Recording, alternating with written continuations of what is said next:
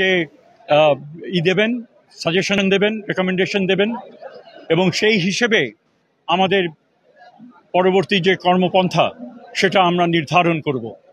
এটা অত্যন্ত দুঃখের বিষয় যে পরিস্থিতি এই পর্যায়ে এসে গেছে, যেখানে ছাত্রদেরকে অনশন করতে হচ্ছে।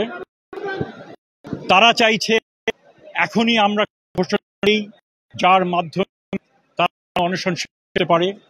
আমি তাদেরকে বোঝাতে চেষ্টা করেছি যে আইনে কিছু রয়েছে, যাই করি না কেন সেটা আইন দ্বারা নির্দিষ্ট হতে হবে, এবং এই বিশ্ববিদ্যালয় পরিচালনার জন্য নির্দিষ্ট আইন রয়েছে।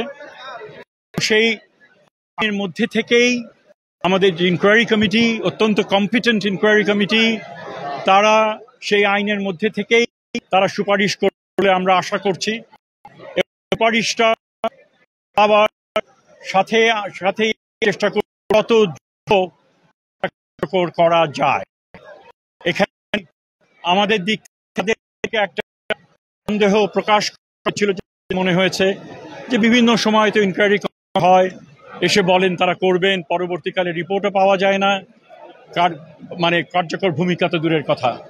আমি তাদেরকে নিশ্চিত করেছি, এবং তারা কেউ ওনারা বলেছেন, এবং সঙ্গত কারণেই বলেছেন, যে শাহজালাল বিশ্ববিদ্যালয়ে যখন তাদের অনশন ভাঙা হলো, তখন পরবর্তীকালে তো তাদের জন্য কিছু করা হলো না। আমি ভাবি যে তিনি যেটা করেছেন, কেন করেছেন সেটা আমরা জানি না, আর সেখানে রাষ্ট্রের হয়ে তিনি প্রতিনিধি একজন, তাদের চেতনায় উজ্জীবিত একজন বুদ্ধিজীবী হিসেবে, যার উপরে অনেকে আস্থা রেখেছিলেন যে তিনি হয়তো কথা রাখবেন এবং তার সেটা করেন না, এটা তার বিষয়, এখানে কিছু বলার নাই। আর আমি এখানে নিজের দায়িত্বপ্রাপ্ত উপদেষ্টা হিসেবে আমি তোমাদের কাছে এসেছি। আমি তোমাদেরকে বলতে পারি যে সিদ্ধান্ত হবে, যে রিকমেন্ডেশন হবে, সেটা আমরা বিবেচনা করে যে সিদ্ধান্ত আমরা নেব সেটা অতি দ্রুত সেই সিদ্ধান্ত আমরা বাস্তবায়ন করব। এবং আমি এটাও তাদের সাথে একমত হয়েছি যে তোমাদের এই যে একটা সন্দেহ, এটা অত্যন্ত মানে বাস্তব ভিত্তিক সন্দেহ, কিন্তু আমি কি দাবি করব তার উপরে না, আমার কাজ দেখে তোমরা তখন জাজ করো যে ওই প্রতিশ্রুতি আর এই প্রতিশ্রুতির মধ্যে কোনো পার্থক্য হবে কিনা। আমি আর কোনো প্রশ্নের উত্তর নেব না, আমার আরেকটা প্রোগ্রাম আছে, সেখানে আমার যেতে হবে ফরিদপুরে। কাজেই আশা করি আপনাদেরকে আমি বোঝাতে পেরেছি, এবং এখন আমরা মোটামুটিভাবে শেষ করছি।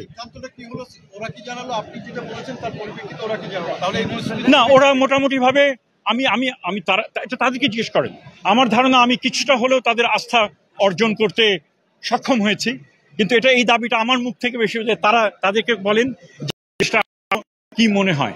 অবভিয়াসলি সেখানে তাদের হয়তো একমত তারা থাকবেন না, কিন্তু আমি আবার এটাও বলেছি যারা বেশি অসুস্থ হয়ে গেছে, যে তোমরা যেহেতু বাকিরা তোমরা তো করতে চাচ্ছ না, অনশন ভাবছ না, যারা অনেক অসুস্থ হয়ে গেছো, তোমাদের এটা তো অব্যাহত রাখবে অন্যরা, যে তোমরা অন্তত পক্ষে একটু পানি খাও, তোমরা নিজেদেরকে সুস্থ করে তোলো।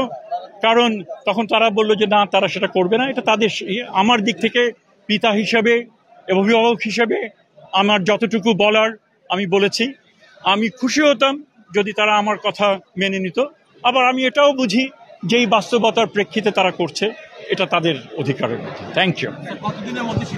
আমি খুব দ্রুত সেটা